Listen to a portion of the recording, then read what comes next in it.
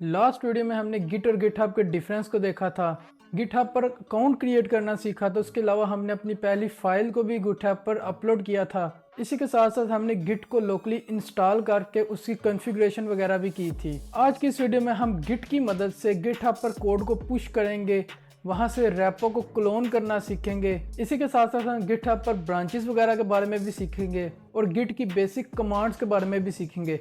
तो अगर आपने आज से पहले गिट को यूज़ नहीं किया तो फिक्र करने की बिल्कुल भी ज़रूरत नहीं है। आज की इस वीडियो में मैं सारा कुछ आपको डिटेल में बताऊंगा। तो अगर आप भी मेरी तरह एक्साइटेड है तो जल्दी से वीडियो को लाइक कर दो। चलें शुरू करते हैं।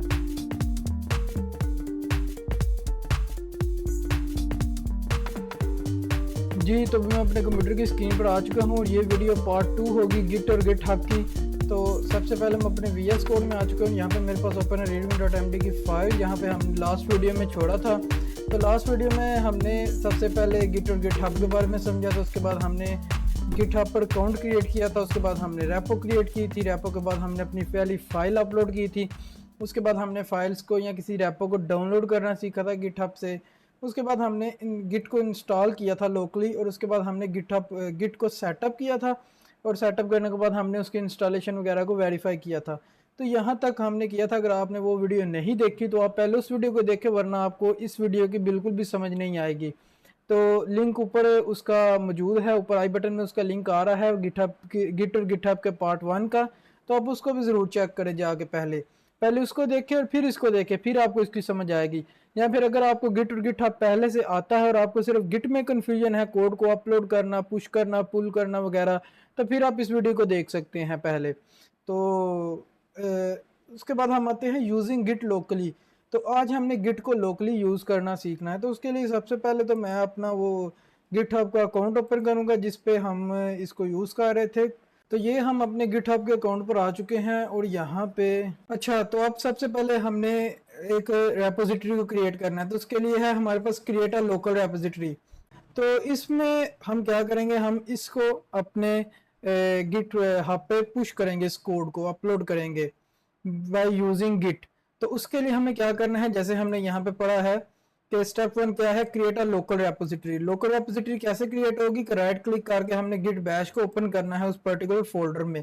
तो मैं ये सारा फोल्डर, ये जो इसमें अंदर सारा जो फाइल्स हैं, सारे कंटेंट को मैं अपलोड करना चाहता हूँ, पुश करना चाहता हूँ गिट हब पे।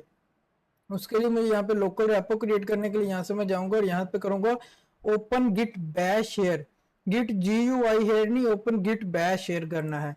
गिट बैश शेयर करूंगा तो ये मेरे पास ओपन हो जाएगा ये पर्टिकुलर फोल्डर। और इस तरह से आपके पास भी नेम आएगा जो आपके PC का नेम है। उसके बाद यहाँ पे जो मेरी ड्राइव है उसके अंदर जो फोल्डर्स हैं और उसके अंदर जो जिस फोल्डर के अंदर हूँ मैं अभी, तो यहाँ पे आपके पास मेन आ सकता है। मेरे पास अभी मास्टर आ रहा है, यहाँ पे आपके पास मेन आ सकता है। ये मेन मास्टर क्या है ये मैं अभी आपको बताऊंगा। तो इसके लिए मैं क्या करूंगा, यहाँ पे जो लिखा हुआ है हमने सबसे पहले गिट इनिट की कमांड चलानी है, ये गिट इनिट। तो मैं यहाँ पे लिखूंगा गिट इनिट। तो उससे भी पहले हम क्या करेंगे, उससे पहले हम यहाँ पे चेक करेंगे गिट का स्टेटस। तो स्टेटस मैंने किया तो ये कह रहा है on branch master your branch is up to date with origin master, nothing to commit, working tree clean. On branch master का ये मतलब है कि ये मास्टर ब्रांच में है। आपके पास यहाँ पे ऑन ब्रांच मेन आ सकता है, यहाँ भी ओरिजिन मेन आ सकता है। तो मेरे पास क्योंकि मैं मास्टर में हूँ तो मेरे पास ये मास्टर आ रहा है। तो अभी हम इसको देख लेंगे। तो nothing to commit, working tree clean का मतलब ये है कि सब कुछ ओके है, कमिट करने के लिए भी कुछ भी नहीं है। कमिट मतलब कि जो फाइल सेलेक्ट हुई होती है उनको वो कमिट में चली जाती है। तो उसके बारे में अभी हम देखते हैं। इसके लिए हम सबसे पहले लिखते हैं गिट इनिट।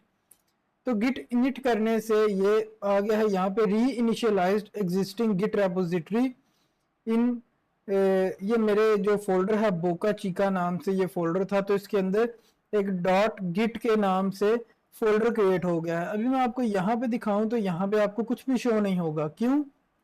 क्योंकि ये एक हिडन फोल्डर क्रिएट होता है। यहाँ पे देखें, this will create a hidden dot git folder. तो जहाँ पे गिट सारे चेंजेस को ट्रैक करेगा। तो ये अगर आप पढ़े where Git tracks all changes. इसके बाद हमारा है step 2, add files to the repository. To add file to your repository you need to stage them. वो कैसे, git add slash dot, this states all files in the folder, the dot refers to all files। तो अब next step क्या है, देखें मैं आपको समझाता हूं। सबसे पहले क्या है, हमने लोकल के ऊपर गिट की रेपोजिटरी क्रिएट की है, एक लोकल रेपोजिटरी बेसिकली क्रिएट की है यहाँ पे इस फोल्डर के अंदर। अब उस रेपो के अंदर हमने फाइल्स को ऐड करना है और फिर उस रेपो को हमने पुश करना है लाइव रेपो पे। लाइव गिट हब की जो रेपो है ना, उसके अंदर हमने अपनी लोकल रेपो को पुश करना है। उम्मीद है आपको समझ आ रही है। अभी के लिए हमने जस्ट गिट इनिट चला के एक लोकल पे रेपो क्रिएट की है, ठीक है। अब इसके बाद मैं नेक्स्ट जो कमांड चलाने लगा हूं वो है git add dot slash dot. तो इससे क्या होगा, मेरी सारी फाइल्स जो हैं इस फोल्डर के अंदर वो उस रेपो के अंदर चली जाएगी। मैं एंटर प्रेस करता हूं तो यहाँ पे भी कुछ भी नजर नहीं आ रहा। मैं गिट स्टेटस करता हूं तो ये भी देखें, on branch is up to, your branch is up to date with origin master, nothing to commit, working tree clean. तो अभी भी ये कह रहा है कि कुछ भी मतलब कमिट करने के लिए वर्किंग ट्री क्लीन है। तो इसके बाद हमें एक और कमांड चलानी पड़ेगी जिसके बाद हमारी सारी फाइल्स नेक्स्ट स्टेप में जाएंगी। तो वो क्या है, अभी जो है वो है हमें कमिट करना है चेंजेस को। तो आफ्टर स्टेजिंग, अभी हमारी फाइल्स गई हुई है स्टेजिंग प्रोसेस में। तो आफ्टर स्टेजिंग दी फाइल्स कमिट देम, कि उनको कमिट कर दो, मतलब कि कहते हैं कि फाइनल मतलब कर दो उसको। तो वो उस रेपो के अंदर आ जाएंगी, which saves the snapshot of the current state. तो उसके लिए हमें चलाना है गिट कमिट माइनस एम और उसके बाद डबल कोट्स के अंदर हमने कमिट मैसेज लिखना है। The minus M flag allows you to add a message describing the changes, in this case initial commit। इसका क्या मतलब है मैं आपको बताता हूँ। यहाँ पे हमारी कमांड आएगी गिट कमिट, उसके बाद मैं लिख रहा हूँ माइनस एम डबल कोट्स इस तरह, और इसके अंदर मैं एक मैसेज लिख सकता हूँ हब रेपो। तो ये मैंने अपना एक मैसेज दे दिया है इसके साथ। अब यहाँ से हमने अपनी जो हमारी है ब्रांच को उसको सेट करना है। तो अभी आपके पास यहाँ पे ब्रांच मेन आ रही होगी, तो उसके लिए आपने परेशान बिल्कुल भी नहीं होना। ये हमारे पास एक कमांड है, इसको हम चलाएंगे। तो यहाँ पे मैं चलाऊंगा Git branch minus M master. तो आपने ये कमांड रन करनी है। तो इसके बाद आपके भी ये जो ब्रांच होगी, ये जो यहाँ पे भी मेन आ रहा होगा, अगर तो मेन आ रहा है तो आप इसको करें, अगर मेन नहीं आ रहा तो फिर जरूरत नहीं है। तो मैं फिर भी इसको एक दफा चलाऊंगा तो ये यहाँ पे मास्टर आ रही है। मेन किस तरह से आएगी, मेन जब आ रही होगी आपके पास इनिशियली वो कुछ इस तरह से आ रही होगी, ये देखें। तो मैं इसको दोबारा से मास्टर में कर दूंगा, तो इस तरह से ये हमारी मास्टर में हो जाएगी। तो इसके बाद जो हमारा नेक्स्ट स्टेप होगा वो होगा स्टेप नंबर 4। तो स्टेप नंबर 4 में हमने क्या करना है, हमने अपनी जो लोकल हमारा रेपो है या हमारा गिट है, बेसिकली हमने गिट को अपने लाइव की जो रेपो है उसके साथ कनेक्ट करना है। वो कैसे, to push your local repository to GitHub, अपनी लोकल रेपोजिटरी को गिटहब पे पुश करने के लिए हमें जरूरत है गिटहब की रेपो से कनेक्शन क्रिएट करना। तो उसके लिए हम क्या करेंगे, copy the URL from GitHub, it will look like https://github.com। इसके बाद हमारा यूजर नेम आएगा जो मेरे केस में शाहरुख 101 है आई थिंक, और उसके बाद रेपो का लिंक आएगा और उसके बाद आएगा डॉट गिट। तो इन गिट बैश में हमने टाइप करना है गिट रिमोट एड ओरिजिन। उसके बाद हमारा इस तरह से रेपो का लिंक आएगा, this links your local repository to the one on GitHub. GitHub पे जो हमारी लाइव रेपो है उसके साथ हमारा कनेक्शन क्रिएट करेगी। तो गिट रिमोट एड ओरिजिन, और इसके बाद हमने अपनी रेपो का लिंक लेना है। तो मैं इसको इस रेपो में नहीं करूंगा, मैं एक नई रेपो क्रिएट करता हूं यहाँ पे, ताकि इजीली चीजें देखी जा सके, जो अपलोड हो हमें इजीली उसकी समझ आए। वैसे तो हम उस रेपो में भी कर सकते हैं, लेकिन मैं एक नई रेपो क्रिएट करूंगा। तो यहाँ पे हम करते हैं इस रेपो का नाम, जो हमारे फोल्डर का नाम है लोकल पे बोका चीका। वैसे ये नाम थोड़ा अजीब है लेकिन ये एक वेबसाइट का ही नाम था। तो उसको मैं अभी के लिए पब्लिक रख दूंगा और इसके बाद मैं इसको क्रिएटिंग रेपो पे करूंगा। ये हमारी रेपो क्रिएट हो चुकी है। इसके बाद ये हमें सारे कमांड्स आ रही हैं जो जो हमने चलानी है। तो ये वही कमांड्स हैं जो हम यूज़ कर रहे हैं। तो अभी हमने इस कमांड को यूज़ करना है। तो मैं इस सारे को कॉपी करता हूँ और यहाँ पे आके हम इसको यहाँ पे पेस्ट करते हैं। अब ये मुझे दे रहा है error, remote origin already exist. ठीक है, एक एरर इसने दिया है, लेकिन वो ये कह रहा है ये ऑलरेडी एग्जिस्ट है, लेकिन आपके केस में ये मतलब उसको एरर में भी नहीं आएगा, क्योंकि जब आप फर्स्ट टाइम कर रहे होंगे एरर नहीं आएगा। यहाँ पे फाइनली पुश करना है अपने कोड को, तो उसके लिए क्या करेंगे हम, now that your repository is linked you can push your code to GitHub git push minus u origin master. This uploads your local changes to remote repository on GitHub. GitHub पे कोई भी रेपोजिटरी होती है उसको हम remote repository ही कहते हैं, इसको इसमें आपने कंफ्यूज नहीं होना। तो मैं यहाँ पे आता हूँ git push minus u origin master। तो git push minus u origin master, master क्या है, यहाँ पे हमारी ब्रांच नेम है। तो जब मैं एंटर प्रेस करूंगा अब हमारे पास आएगा एक अदद एरर।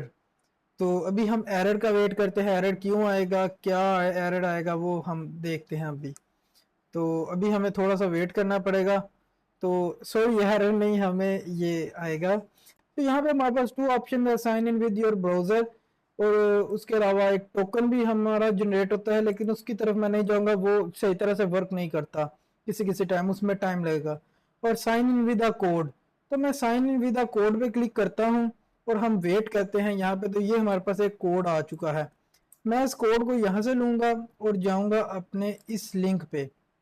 तो इस लिंक पे मैंने क्लिक किया है, यहाँ पे मेरे पास आ रहा है कंटिन्यू। मैं कंटिन्यू करूंगा, यहाँ पे मुझे कोड को एंटर करना है। कोड को मैंने एंटर किया, कंटिन्यू किया, तो ये मेरा ऑथराइज गिट क्रीडेंशियल मैनेजर, ये मेरे किट के साथ कनेक्शन क्रिएट हो गया है मेरे पर्सनल इस लोकल पीसी का। ठीक है, अब यहाँ से मैं करूंगा ऑथराइज गिट इकोसिस्टम।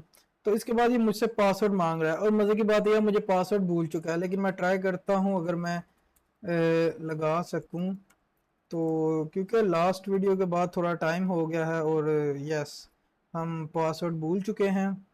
तो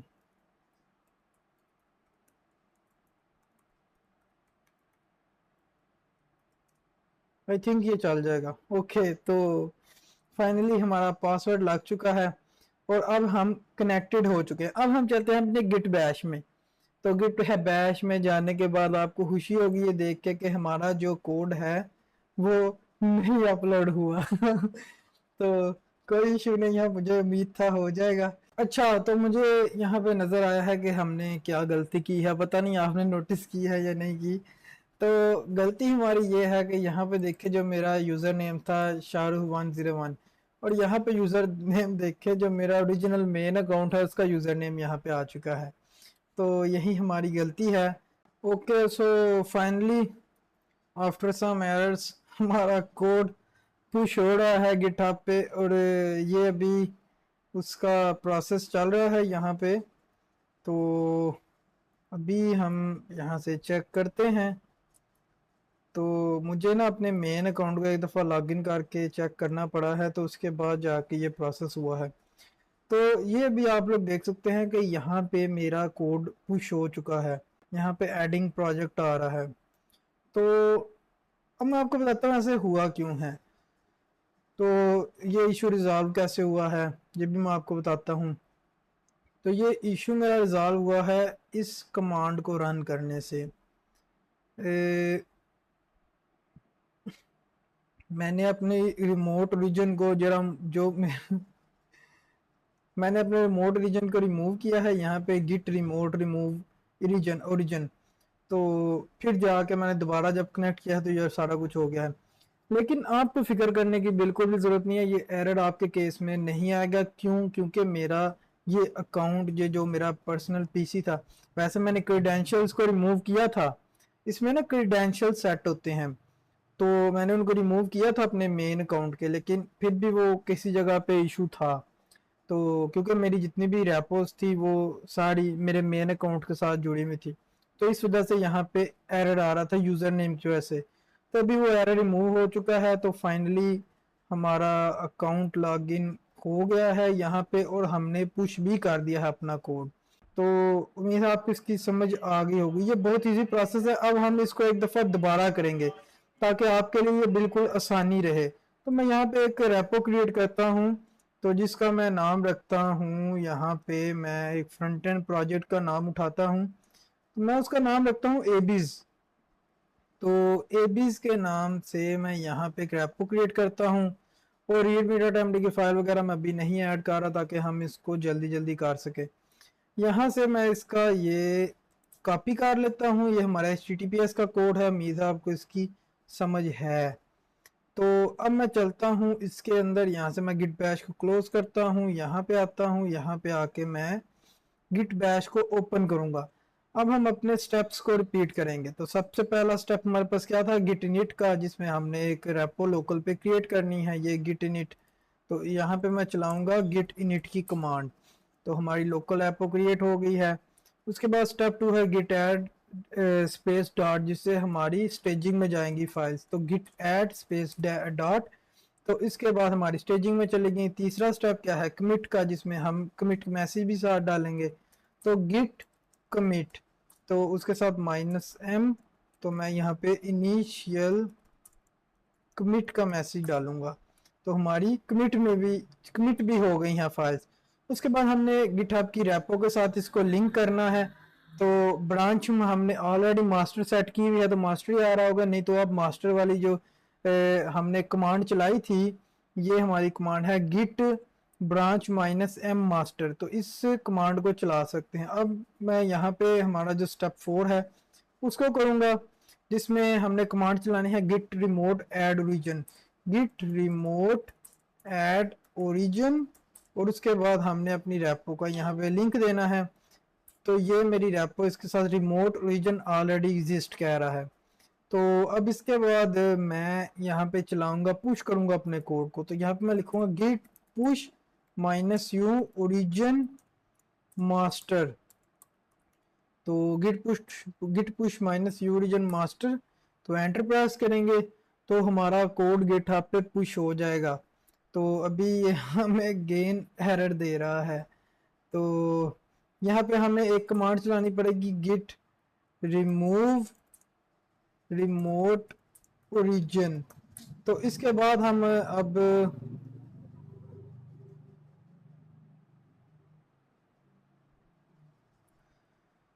ओके, तो ये कह रहा है ये कोई कमांड नहीं है।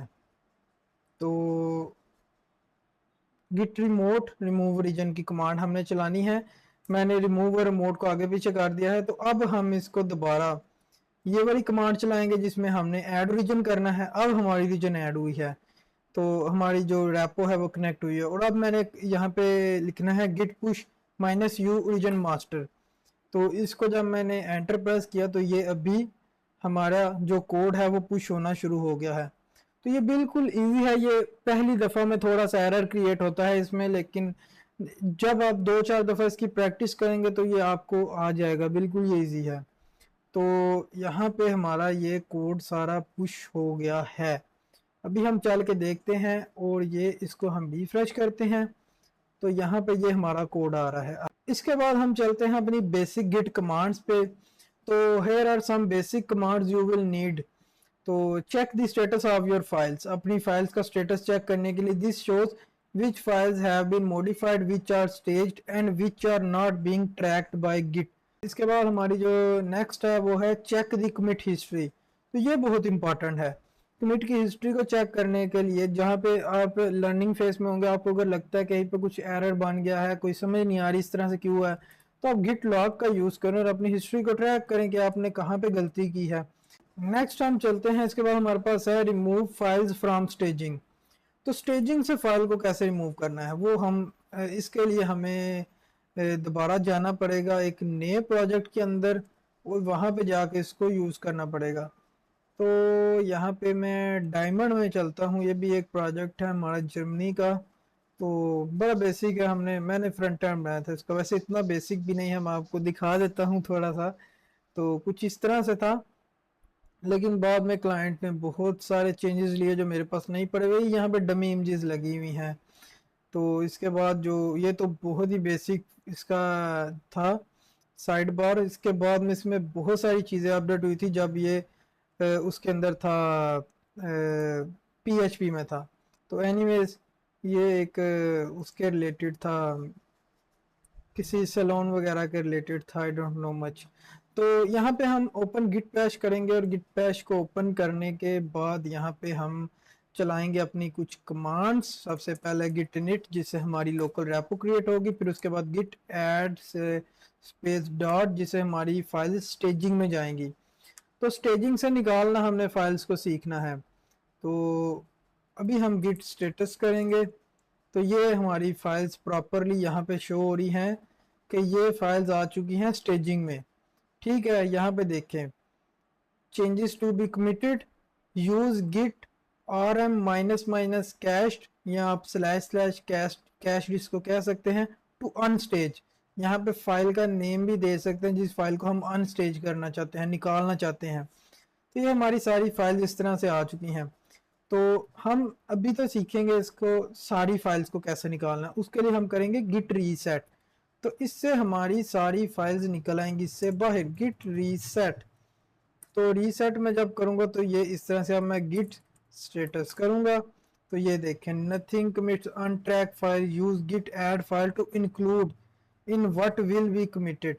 तो अभी हमारी फाइल्स निकल चुकी हैं। अभी वो दोबारा हमें कह रहा है जिस फाइल को ऐड करना है उसको गिट ऐड करके ऐड कर लो। मैं यहाँ पे ऐड करता हूँ गिट ऐड और आगे मैं फाइल का नाम लिखता हूँ index.html। तो ये हमारी ये वाली फाइल ऐड हो जाएगी। अब मैं गिट स्टेटस करता हूँ तो ये देखें एक फाइल एडिड है index.html, दो फाइल हमारा एसेट्स का फोल्डर, ये एसेट्स का फोल्डर, और index2.html अभी एडिड नहीं है, ये अनस्टेज है और ये हमारी स्टेजिंग में है। अब अगर मैं इसको कमिट करूंगा, उसके बाद मैं इसको रीजन से कनेक्ट करूंगा, मतलब हमारी लाइव रैपो से इसको मैं पुश करूंगा, तो कितनी फाइल्स जाएंगी? सिर्फ ये वाली जो यहाँ पे एडिड है, जो ये अनस्टेजिंग में है ये नहीं जाएंगी। अब इसके बाद हम किसी रैपो को क्लोन करना चाहते हैं तो उसके लिए हमने यूज करना है गिट क्लोन का। तो यहाँ पे मैं लिखूंगा गिट क्लोन और उसके बाद हम रैपो का लिंक लेंगे। तो रैपो का लिंक लेने के लिए मैं यहाँ पे सर्च करता हूँ github.com/shahrukh developer 101। तो मैं अपने मेन अकाउंट पे जाता हूँ यहाँ, क्योंकि एक ही रैपो जो है वो पब्लिकली है। तो उसके अलावा यहाँ पे हम देखते हैं मे बी कोई और रैपो भी हमें मिल जाए, मुझे एग्जैक्ट याद, मेरे ख्याल से एक है थी लारावेल की, तो ये है। तो लारावेल के बारे में अगर आपको नहीं पता, ये एक बैक एंड फ्रेमवर्क है, तो अभी इसके बारे में इतना सोचने की जरूरत नहीं है। यहाँ से मैं इसको कॉपी करूंगा, ये यहाँ पे आपने ध्यान रखना है ये HTTPS पे ही होना चाहिए। यहाँ से मैं इसको कॉपी करूंगा और यहाँ पे आके इसको पेस्ट करूंगा, तो ये मेरे लोकल पे ये डायमंड जो फोल्डर है इसके अंदर ये आ जाएगा। इस फोल्डर के अंदर ये मेरी पूरी की पूरी रैपो क्लोन हो जाएगी। तो क्लोनिंग इनटू लारावेल, तो ये मेरी पूरी रैपो इसके अंदर क्लोन हो जाएगी। ये आप देख रहे हैं यहाँ पे इसके अंदर एक लारावेल का फोल्डर क्रिएट हो गया है। तो ये अभी आप देख सकते हैं कि यहाँ पे हमारे पास ये सारा क्लोन हो चुका है प्रोजेक्ट, और हम चल के यहाँ पे देखते हैं लारावेल के अंदर। तो ये देखिए यहाँ पे मेरे पास प्रोजेक्ट आ चुका है, पूरा जिप फोल्डर आया है, क्योंकि मैंने उसकी मेन ब्रांच को जो है वो किया है डाउनलोड, मैंने मास्टर को नहीं किया। तो उसके अलावा यहाँ पे readme.md की फाइल भी आ चुकी है। तो अब यहाँ पे देखिए ये है ब्रांचेस इन गिटहब, तो ऑप्शनल बट रिकमेंडेड। तो आप अगर इसके बारे में सीखना चाहें तो रिकमेंडेड हैं, तो लेकिन ऑप्शनल है, ज़्यादा ज़रूरी नहीं है अभी के लिए। अभी जिस स्टेज पे आप हो स्टेज के लिए इतना ज़रूरी नहीं है। तो branches allow you to work on a feature without affecting the main project. इसका क्या मतलब है कि ब्रांचेस में क्या होता है, जैसे ब्रांच को मैंने आपको दिखाया था, पहले आपके पास मेन आ रही होगी, फिर आप मास्टर में करते हैं। तो अगर आप एक ही वेबसाइट के अंदर, एक ही प्रोजेक्ट के अंदर 3 और 4 फीचर डेवलप कर रहे हो और आप चाहते हो कि हर एक फीचर मेरा सेपरेट रहे, तो उसके लिए आप क्या कर सकते हो, उसके लिए आप सेपरेटली ब्रांचेस क्रिएट करते हो। तो वो आप किस तरह से करते हो, to create a new branch. तो पहली दफ़ा आपने एक दफ़ा गिटहब पे कोड पुश किया, फिर आपने एक नई ब्रांच को क्रिएट किया। तो गिटहब की न्यू ब्रांच क्रिएट करने के लिए Git branch my new feature, आप उस फीचर का नेम रख सकते हैं। ब्रांच का नेम बेसिकली जो आपने रखना है वो उस फीचर का नेम रख सकते हैं, आप कुछ भी रख सकते हैं। और उसके बाद to switch to the new branch Git checkout my new feature, जो भी आपकी ब्रांच का नेम होगा आपने वो लिख के तो उस ब्रांच में आप मूव हो जाएंगे। और once you are done working on the feature you can merge it back into the master branch. तो मैं रेकमेंड करूँगा कि इस यहाँ पे आप ना आ जाएं, आप कंफ्यूज हो जाएंगे यहाँ पे। तो ये वाकई ही कंफ्यूजिंग है। अभी के लिए ये बिल्कुल भी रिकमेंडेड नहीं है। हम जावास्क्रिप्ट के हमारे लेक्चर्स बहुत ही जल्दी स्टार्ट होने वाले हैं और उसके बाद हम इंशाल्लाह इस सारे को एक दफ़ा देखेंगे डिटेल में, तब अभी के लिए ये आपके लिए ज़रूरी नहीं है। इसके बाद अगर हम बात करें गिट इग्नोर फाइल की, तो git ignore file tells git which files और डायरेक्टरीज टू इग्नोर। तो गिट इग्नोर की एक फाइल भी होती है जिसके अंदर हम फाइल्स के नेम ऐड कर सकते हैं, जो कि गिट को ये बताता है कि उनको ना ही तुमने ट्रैक करना है, ना ही उनके चेंजेस ट्रैक करने हैं, ना ही तुमने अपलोड करना है। तो अगर हम पुश करेंगे तो वो पुश भी नहीं होगा वो वाली फाइल्स और फोल्डर्स। तो वो कौन से फोल्डर्स होते हैं, जैसे कि .env फाइल होती है या नोड मॉड्यूल्स। तो .env फाइल क्या होती है, ये बैकएंड में जाके आपको पता चलेगा इसके बारे में। तो या नोड मॉड्यूल्स, इसके बारे में आपको फ्रंट एंड में रिएक्ट में पता चल जाएगा। तो इस तरह से जो हमारे पास फाइल्स होती हैं जिनको हम नहीं चाहते कि वह ट्रैक हो, उनको हम गिट इग्नोर में डाल सकते हैं। तो गिट इग्नोर के नाम से हमें यहाँ पे क्रिएट करनी पड़ती है फाइल, तो जिसके अंदर हम उन फाइल्स का नाम डाल सकते हैं। तो वो कुछ इस तरह से हम क्रिएट करते हैं। यहाँ पे मैं क्लिक करूँगा न्यू, और न्यू के बाद मैं एक यहाँ पे टेक्स्ट डॉक्यूमेंट क्रिएट करूँगा और यहाँ से मैं इसको लिखूँगा .git ignore। तो इसको मैंने बनाया और इसके अंदर मैं यहाँ पे सिंपली नेम डाल सकता हूँ जिसको मैं इग्नोर करना चाहता हूँ। तो वो नेम क्या होगा, जैसे कि हमारे पास इस फोल्डर के अंदर कौन कौन से नेम आ रहे हैं। तो index.html की फाइल आ रही है, तो मैं index.html अगर इसके अंदर डाल दूंगा तो ये index.html को इग्नोर करेगा। इसको मैं करता हूँ शो मोर ऑप्शंस पे और यहाँ पे गिट बैश। तो इसको मैं कर देता हूँ गिट रिमोट रिमूव, ताकि हमारा जितना ओरिजिन वगैरह सेट है वो रिमूव हो जाए। और गिट रीसेट भी कर देता हूँ इसको। अब गिट का स्टेटस चेक करते हैं एक दफ़ा। तो ऑन ब्रांच मास्टर इसने ये सारा कुछ मतलब फाइल्स यहाँ पे ये दिखा रहा है, कोई भी इसके अंदर एडिट नहीं है। इंडेक्स 2। तो अच्छा, अब आपने एक चीज़ यहाँ पे नोटिस की है, पहले जब हमने ये किया था तो यहाँ पे लारावेल तो खैर हमने भी ऐड किया है। यहाँ पे एसेट्स index2.html index.html भी आ रहा था। यहाँ पे देखिए index.html भी है, लेकिन ये क्यों नहीं यहाँ पे शो हो रहा। एसेट्स आ रहा है, लारावेल आ रहा है, ये हमारा assets Laravel index2.html Git ignore की फाइल भी आ रही है, लेकिन जो नहीं आ रहा वो है index.html। क्यों नहीं आ रहा, क्योंकि यहाँ पे गिट इग्नोर की फाइल के अंदर मैंने index.html का नाम दिया हुआ है। मैं अगर इसको ख़त्म कर देता हूँ यहाँ से, तो अब मैं दोबारा ये कमांड चलाता हूँ गेन, तो अब देखें index.html भी आ गया है। इस तरह से हम कुछ फाइल्स को जिनको हम नहीं अपलोड करना चाहते, हम उनको हाइड कर सकते हैं। जस्ट एक .git ignore की फाइल बना के उसके अंदर उस फाइल का नेम लिखेंगे। उसके बाद मैं यहाँ पे गेन index2.html करूँगा, तो अब ये दोनों फाइल्स को इग्नोर कर देगा। तो ये देखिए, ये index.html और index2.html ये दोनों फाइल्स यहाँ से नहीं शो हुई। तो जब हम अपलोड करेंगे तो तब भी ये अपलोड नहीं होंगी, पुश नहीं होंगी गिटहब पे। तो उम्मीद है आपको इसकी समझ आई है इस पूरे लेक्चर की। ये हमारा पार्ट 2 था गिट और गिटहब का। तो ये भी अभी इतना एडवांस चीज़ नहीं है, इसके अलावा भी बहुत सारी चीज़ें होती हैं गिट के अंदर। गिट के बहुत ज़्यादा कमांड्स होती हैं जो कि हमारे कोडिंग के दौरान हम यूज़ करते हैं, जिससे हम अपना कोड को जो है कहीं से भी अगर उसके हमने चेंजेस जो हम क्रिएट कर रहे होते हैं उसमें हम कोई भी कोड एक्स्ट्रा लिख रहे होते हैं, तो उसके बाद हमने उसको कमिट करना होता है। जब तक हम कमिट नहीं करते हमारे पास शो हो रहा होता है कि कौन कौन सी लाइन में हमने चेंजिंग्स की हुई हैं। तो इस तरह की बहुत सारी चीज़ें हमारे पास होती हैं, लेकिन उन सारी चीज़ों को हम बाद में देखेंगे, वो अभी के लिए ज़रूरी नहीं है। वो ज़्यादा एडवांस चीज़ें हो जाएंगी, आपको चीज़ों की समझ नहीं आएगी। एटलीस्ट आपको फ्रंट एंड पहले पूरा सीखना चाहिए मेरे ख्याल में, जिसमें आपकी HTML CSS बूटस्ट्रैप, उसके बाद जावास्क्रिप्ट और उसके बाद रिएक्ट JS। तो उसके बाद आप इसको मास्टर करें अच्छी तरह से गिटहब को, तो फिर आपको सही अच्छी तरह से इसकी समझ भी आएगी। तो उम्मीद है आपको इस लेक्चर की समझ आई है, आपको ये लेक्चर अच्छा लगेगा। अगर आपको ये वीडियो मेरी एफर्ट्स अच्छी लगी हैं तो आप वीडियो को ज़रूर लाइक किया करें, इसको शेयर भी किया करें, ज़रूर शेयर किया करें अपने दोस्तों के साथ, फ्रेंड्स के साथ, ताकि हमारा चैनल भी ग्रो करे। और उसके अलावा आप चैनल को सब्सक्राइब भी ज़रूर किया करें, क्योंकि बहुत सारे मैं देख रहा होता हूँ जब एनालिटिक्स में, तो बहुत सारे लोग ऐसे होते हैं जो कि अनसब्सक्राइब होते हैं, मतलब उन्होंने सब्सक्राइब किया हुआ ही नहीं है, तो वो जस्ट वीडियो को देखते हैं, ना वो लाइक करते हैं ना वो कमेंट करते हैं। तो जब आप लाइक करेंगे, कमेंट करेंगे, चैनल को सब्सक्राइब करेंगे, तो आने वाले जो न्यू लोग हैं उनकी भी मदद होगी।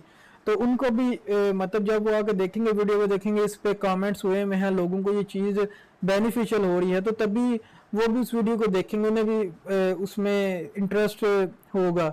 अगर वो देखेंगे किसी ने कोई कमेंट ही नहीं किया, कोई लाइक ही नहीं किया, बिल्कुल सुनसान वीडियो पड़ी हुई है, तो कोई बंदा भी उसमें अपना टाइम लगाना नहीं चाहता, क्योंकि ये ऐसी चीज़ें हैं जिन पे हम लोग भी पर्सनली, सिर्फ आप नहीं मैं भी, तो सबसे पहले क्योंकि टाइम की बहुत शॉर्टेज होती है, ये कोई व्लॉगिंग नहीं है, कोई मतलब आम वीडियो नहीं है जिस पे जाके आप वैसे ही उसको देख के थोड़ा टाइम वेस्ट भी हो जाए तो है, ये उस तरह नहीं है।